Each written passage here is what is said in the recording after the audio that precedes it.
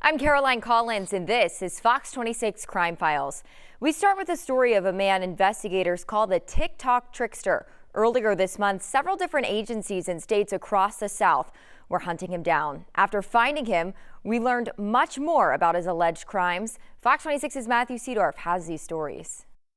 The victims say it starts out harmless. They'll be messaged by the trickster on TikTok just like this, not knowing they're talking to a con artist and they're the latest target. Take a look at these pictures. Police say this is 54-year-old Brenton Fillers. According to police, the trickster uses fake names and pictures to meet women on TikTok, building relationships with them and using sob stories over time to steal their money and sometimes cars. Police say he has a criminal history and is currently wanted for sexually assaulting a young boy not far from Houston. He has been convicted 3 times for cases related to theft, fraud, and forgery just in Texas.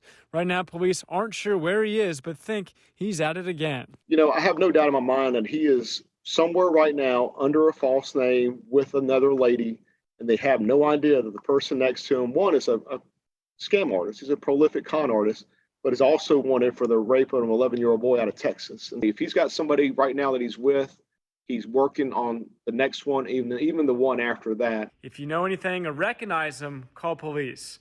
Reporting in Houston, Matthew Seedorf, Fox 26 News.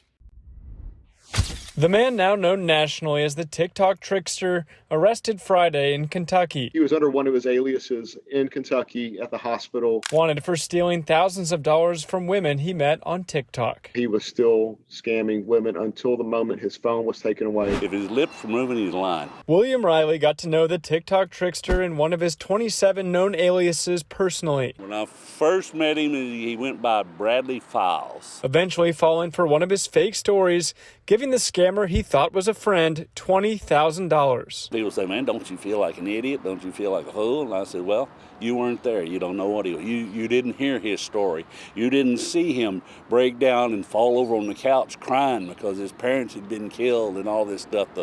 And I said, it was real. 54-year-old Brenton Fillers wheeled into a Lexington courtroom Monday emotionless. So far facing theft allegations in Arkansas, Alabama, and Tennessee, along with the most serious charge from Polk County, Texas, not far from Houston, accusing Fillers of raping an 11-year-old boy. I know him and his mother personally. His mother is now deceased, but before she passed away, I had promised her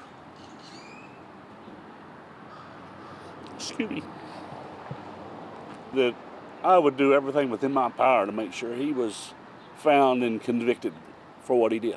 Fillers spent 4 years in prison here in Huntsville for stealing from William, but that's not all. Also convicted for 2 other Texas cases of theft and fraud. I know what all he's done, and he is a terrible person. If there's anybody else out there that knows him, has seen this, and has a story, and they're afraid to come forward and let these people know. Victims from at least 4 states so far coming forward, accusing the TikTok Trickster of stealing thousands of dollars and more. If Brenton sees this story somehow, what would you want to tell him? I hope you're rotting in hell. I really do. Or in prison, I hope he goes away for a long time. He's hurt somebody I know.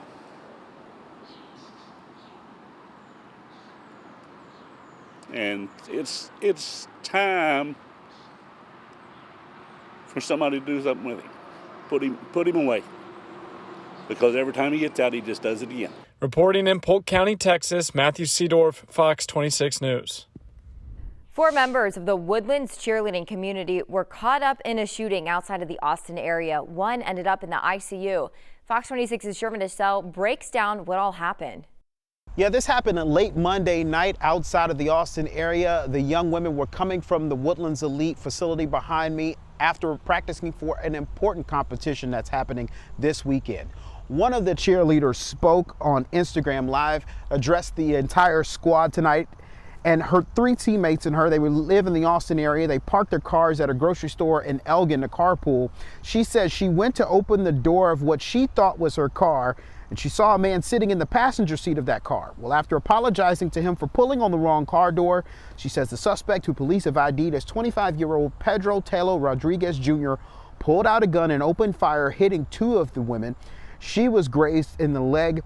18-year-old Peyton Washington, her teammate, suffered injuries in her stomach area, including her spleen and diaphragm. The co-owner of Elite says that they're shaken up, but they believe Peyton will recover from this. She has already overcome so many obstacles. I don't know if you know, she literally was born with one lung. So she, from the very beginning as a baby, she wasn't even expected to survive, let alone, excel in athletics. I think that she will somehow, in true Peyton fashion, learn from this, make it something that, she turns into a positive in some way, because that's just kind of how she is. Now, officers were able to track down the suspected shooter. Pedro Rodriguez is charged with deadly conduct, a third-degree felony. Reporting from the Woodlands, Sherman DeSalle, Fox 26 News. A daylight shooting in Midtown with innocent victims. This keeps happening over and over again. Here's Fox 26's Natalie He. Houston police need the public's help identifying this man, now wanted for questioning in a fatal Midtown shooting just before 6 p.m. Monday evening. In this surveillance photo, police describe the man as being black, 25 to 35 years old, tall and slender, and can be seen wearing a red bandana on his head, a white Aeropostale hoodie, dark-colored pants, and white sneakers. HPD believes the man is one of two shooters that opened fire outside a Louisiana fried chicken business and a Greyhound bus station. The bullets striking a total of 4 people, including innocent bystanders like Miguel Martinez's brother, who just happened to be at the wrong place at the wrong time. He was sitting in the car, so he saw the shooting, so he was going to run, but there was flying bullets everywhere. So one of them hit him in the leg. Investigators say the shooter, a 62-year-old man, is dead. Police now trying to figure out a motive for the rampage. The first shooter, he walked up to victim number 1 and he said, "Do you remember me?" And then he shot that victim. When there's gunfights in the streets, what is this, the Wild Wild West? No, this is Houston, Texas. Houston City Council member Michael Kubosh says crime in the Bayou City has spiraled out of control. He's urging people to take their own precautions and avoid going out at night or unnecessarily. Whenever they wanted to do away with cash bail and let everybody out on misdemeanor crimes on a free bond, that it was going to precipitate itself into more violence on the street. And because where there's no accountability, there's no responsibility. Did the justice system fail yet another local family? Well, it sure looks like it. Just 2 days after an 18-year-old received deferred probation for carrying a weapon illegally, he picked up a murder charge. Here's Fox 26's Randy Wallace.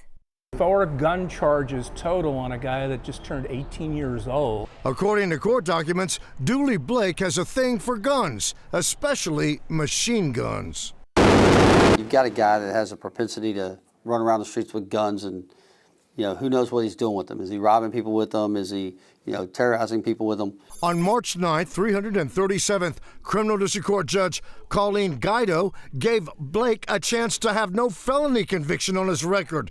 If he pled guilty, he would get deferred probation. They gave him every chance in the world, and they could have thrown the book at him, and they didn't. For him to be given deferred adjudication on something like that, especially when he's had 3 prior carrying a weapon charges, that's a problem. Court documents state the court expressed concerns about the offer, but Judge Guido granted Blake the sweetheart deal. I wish I could say she was, apprehensively wrong, but, sadly she was spot on, and Robin Strong ended up paying the price. Just 2 days after getting deferred probation, police say Blake shot and killed 32-year-old Robin Strong. It happened at a motel in the 16,000 block of the North Freeway. This individual arrived here at the motel along with another unknown male.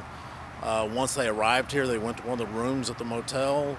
There was some type of disturbance there, and our complainant was shot. My first name Dooley, my last name Blake. This is Blake appearing in probable cause court on April 13th.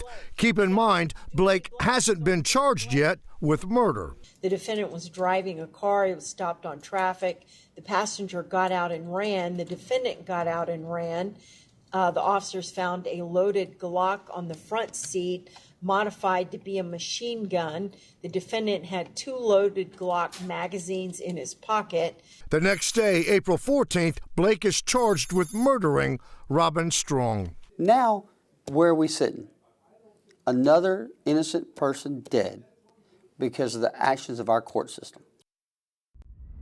Surveillance video shows a shrimp boat bandit take a tour in a stolen vessel, but this weekend's cruise was anything but smooth sailing. Here's photojournalist Darlene Janik-Ferris with this exclusive story. Yeah, this is for the front of the boat. That's for the anchor shoe. That one goes on top. It's all the pieces. Break the fiberglass, break the 2x4. There's lots of damage.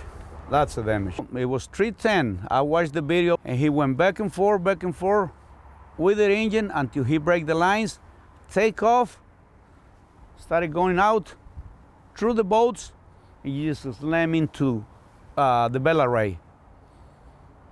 Hit the boat, back down, keep going out of the slip, and went all the way up there towards the Gulf. And he ran into the boat ramp like he was gonna fly out of the water, and my boat was on the ground.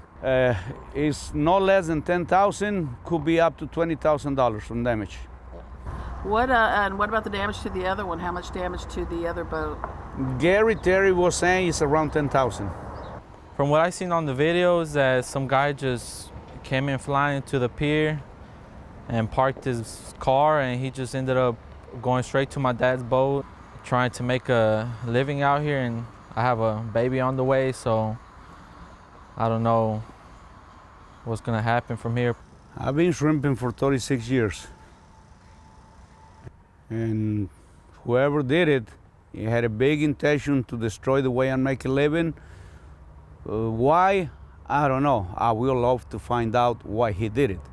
Dad's trying to take my siblings to school, through college, everything, and makes it difficult with all this. Now we have to spend some money on this, and we don't know. The whole industry is been going down the ground for the past 2 years. So I just barely making it. But finally we started working a little bit, and now this happened to me. How am I gonna pay my bills? Who's gonna pay my bills? And that wraps up this week's Fox 26 Crime Files. I'm Caroline Collins. Thanks for watching.